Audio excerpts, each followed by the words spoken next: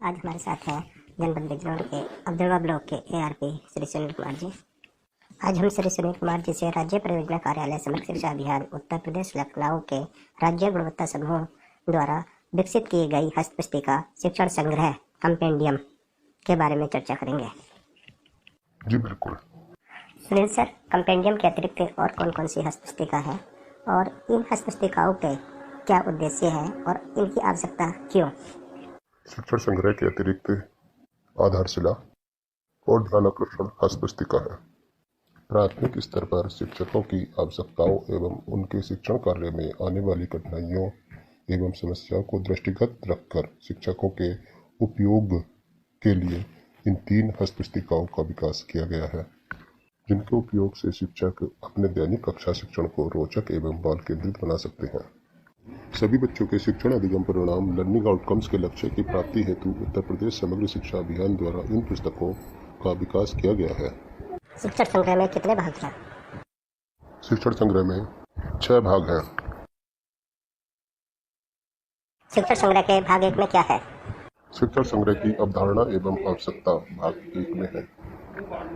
शिक्षण संग्रह से आशय एक पुस्तिका के रूप में ऐसी सूचनाओं का संग्रह है जो आकर्षण, स्कूल परिसर, शिक्षण कौशलों, शिक्षण योजनाओं, लर्निंग आउटकम्स, पुस्तकालय, प्रयोगशालाओं जैसे शिक्षण अधिगम प्रक्रिया को प्रभावित करने वाले प्रमुख कारकों से संबंधित है। भाग 2 की क्या अंतर्वस्तुएं हैं? भाग 2 में प्रभावी शिक्षण कैसे हो, शिक्षण योजना कैसे बनाई जाए, शिक्षण योजना के मुख्य बिंदु कौन कौन से हैं, शिक्षण योजना का प्रारूप कैसा है, लर्निंग आउटकम्स क्या होते हैं और लर्निंग आउटकम्स को प्राप्त करने के कौन कौन से तरीके हैं आदि अंतर्वस्तुएं सम्मिलित हैं। प्रभावी शिक्षण के कौन कौन से तरीके हैं? प्रभावी शिक्षण के तरीकों को अंग्रेजी के 26 अक्षरों द्वारा प्रस्तुत किया गया है। यह 26 तरीके एक दूसरे से क्रमबद्धता के रूप में प्रभावी शिक्षण की सीढ़ी पर प्रदर्शित किए गए हैं। शिक्षण योजना क्या है? शिक्षण योजना सीखने सिखाने की प्रक्रिया में मार्गदर्शक का काम करती है। इसमें शिक्षण अवधि में किए जा रहे क्रियाकलापों, गतिविधियों, आकलन, फीडबैक, पुनर्मनन एवं आगे की योजना का क्रमबद्ध एवं संक्षिप्त विवरण होता है। बेहतर कक्षा के लिए शिक्षण योजना होना आवश्यक है। बच्चे क्रमबद्ध एवं व्यवस्थित तरीके से शिक्षण योजना से ही सीखते हैं। शिक्षण संग्रह में शिक्षण योजना का एक निश्चित प्रारूप दिया गया है। इसमें प्रकरण से संबंधित लर्निंग आउटकम्स को ध्यान में रखकर पूरे शिक्षण कार्य को 3 भागों में विभाजित किया गया है। शिक्षण के प्रारंभ में 5 मिनट तक बच्चों के पूर्व ज्ञान का आकलन करेंगे। शिक्षण के दौरान 20 से 25 मिनट तक गतिविधियों के माध्यम से प्रकरण को स्पष्ट करेंगे और शिक्षण के अंत में 10 मिनट आकलन एवं समेकन हेतु निर्धारित किए गए हैं। उसके पश्चात बच्चों को दिया जाने वाला गृह कार्य अथवा प्रदत्त कार्य और अंत में शिक्षक का स्वयं मूल्यांकन और आगामी शिक्षण योजना। उच्च शिक्षण योजना उदाहरण के तौर पर शिक्षण संग्रह में दी गई है ताकि शिक्षक उनका अध्ययन कर अपने विषय से संबंधित शिक्षण योजना का निर्माण कर सकें। शिक्षक डायरी क्या है? हम प्रतिदिन बच्चों के साथ जो कार्य करते हैं उसे व्यवस्थित ढंग से दर्ज करने और आगे के काम को नियोजित करने में शिक्षक डायरी अत्यंत महत्वपूर्ण है। शिक्षण संग्रह में शिक्षक डायरी के 5 भाग हैं। पहला भाग मुख्य पृष्ठ है जिसमें संबंधित शिक्षक की सामान्य जानकारी होती है। दूसरे भाग में विस्तृत विवरण सहित शिक्षण योजना का स्वरूप दिया गया है। तीसरा भाग शिक्षण योजना का रिक्त प्रारूप है। चौथा भाग शिक्षक द्वारा किए गए शिक्षण कार्यों का संक्षिप्त साप्ताहिक विवरण है। अंतिम और 5वें भाग में 10 अतिरिक्त पन्ने हैं जिन्हें अपने पन्ने नाम से जाना जाता है। इस स्क्रीन पर आप शिक्षक डायरी के पहला और चौथे भाग को देख रहे हैं। शेष 2 भाग शिक्षण योजना हेतु अलग कर दिए गए हैं। शिक्षक प्रत्येक दिन अपने द्वारा किए गए शिक्षण कार्य को इसमें भरेंगे और सप्ताह पूरा होने पर अपने विद्यालय के प्रधानाध्यापक अथवा इंचार्ज अध्यापक से इसे प्रमाणित कराते रहेंगे। अब मैं आपसे लर्निंग आउटकम्स के संबंध में जानना चाहूँगी। लर्निंग आउटकम्स को सीखने का प्रतिफल, सीखने संबंधी परिणाम, शिक्षण अधिगम परिणाम आदि नामों से भी जाना जाता है। लर्निंग आउटकम में इस बात पर बल दिया गया है कि बच्चा जिस कक्षा में पढ़ता है उस कक्षा में उसे क्या क्या ज्ञात होना चाहिए और क्या क्या ज्ञान उसने अर्जित कर लिया है। यह परिणाम आधारित लक्ष्य है। लर्निंग आउटकम हमें बताता है कि बच्चे ने कौन कौन सी दक्षताएं हासिल कर ली हैं।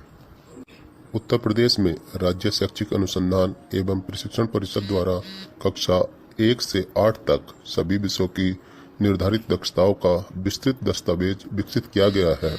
इन्हें ही लर्निंग आउटकम्स के नाम से जाना जाता है। बच्चे लर्निंग आउटकम्स के लक्ष्य को कैसे प्राप्त करेंगे?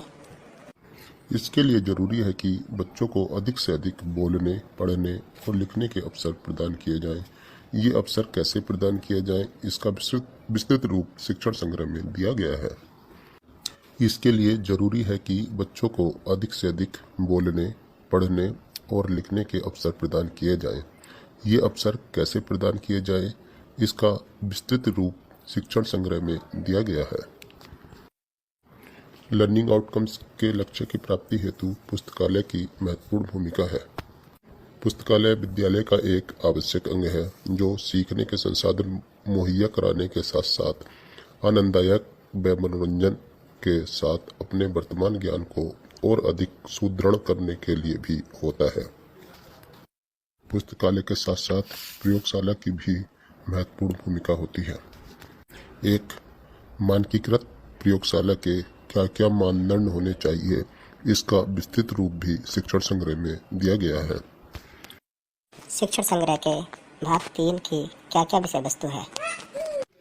भाग 3 में प्रातःकालीन संध्याकालीन सभा, सह शैक्षिक गतिविधियाँ, खेल गतिविधियाँ एवं प्रतियोगिताएं, जीवन कौशल विकास, व्यक्तिगत सुखता के साथ साथ बाल संसद आदि सम्मिलित है। प्रातःकालीन और संध्याकालीन सभाएं क्या है? प्रातःकालीन सभा और संध्याकालीन सभा आनंददायक और ज्ञानवर्धक हो, जिससे बच्चों का सर्वांगीण विकास हो सके। इसी को दृष्टिगत रखते हुए प्रातःकालीन और संध्याकालीन सभाओं का एक निश्चित प्रारूप दिया गया है। प्रातःकालीन सभा में 30 मिनट समय को विभिन्न प्रकार के क्रियाकलापों में विभाजित किया गया है, जैसे शारीरिक सक्रियता 4 मिनट, प्रार्थना 3 मिनट, उद्घोष 3 मिनट, प्रेरक प्रसंग 3 मिनट, समाचार वाचन 3 मिनट, सामान्य ज्ञान वाचन 2 मिनट, स्वास्थ्य व अन्य जागरूकता 3 मिनट, संवाद 3 मिनट, प्रोत्साहन की गति 5 मिनट, आवश्यक निर्देश 2 मिनट और राष्ट्रीय गान 52 सेकंड सम्मिलित हैं। अलग अलग दिन अलग अलग प्रार्थना हो, इसके लिए शिक्षण संग्रह में कुछ प्रार्थनाएं भी दी गई हैं। जिस प्रकार विद्यालय की शुरुआत प्रार्थना स्थल से होती है, उसी प्रकार व्यवस्थित ढंग से विद्यालय कार्यक्रमों का समापन भी सभा स्थल से ही होना चाहिए।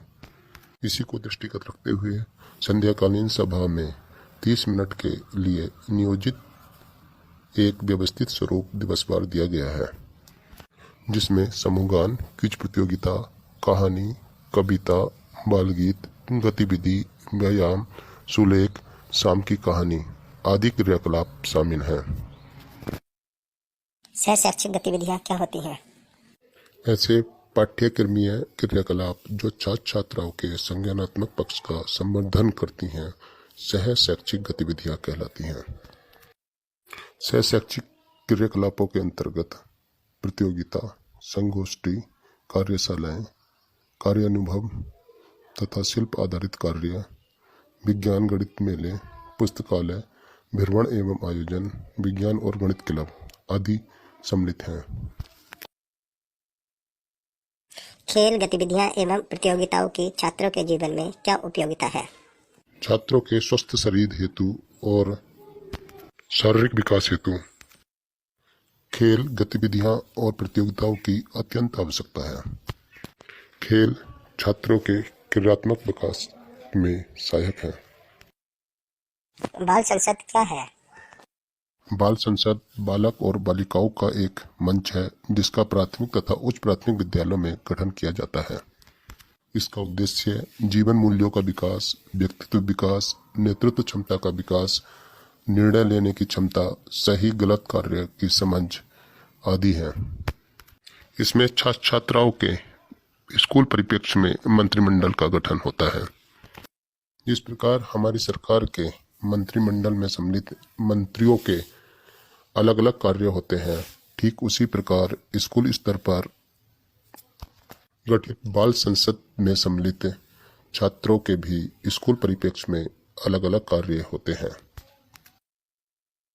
धन्यवाद सुनील जी। आज हमने आपसे शिक्षा संग्रह के 3 भाग और उनमें सम्मिलित कुछ महत्वपूर्ण अंतर्वस्तुओं को जाना। शेष 3 भागों को आपसे अगली वीडियो के माध्यम से जानेंगे।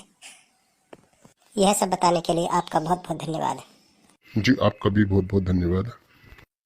आप सभी को मेरा नमस्कार।